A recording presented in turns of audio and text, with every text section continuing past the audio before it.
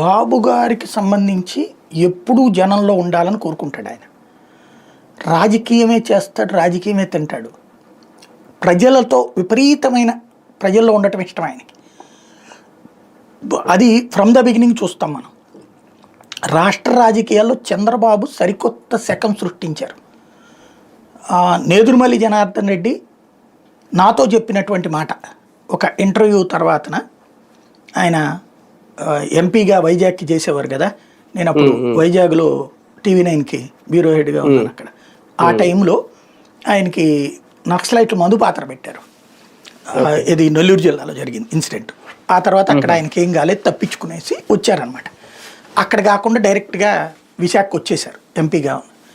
అక్కడ రాగానే ఆయన్ని ఇంటర్వ్యూ చేశాను. ప్రభుత్వం ఇట్లాగా ఆయన సెక్యూరిటీ తగ్గించింది, ఇట్లా దానివల్లనే కదా ఇదని ఎన్నిసార్లు అడిగినా లేదు ప్రభుత్వం బాధ్యతగానే వ్యవహరించింది ఇట్లా చెప్పుకొచ్చారు. 10 ప్రశ్నలు వేసినా రాజశేఖర రెడ్డి నేను విమర్శించను.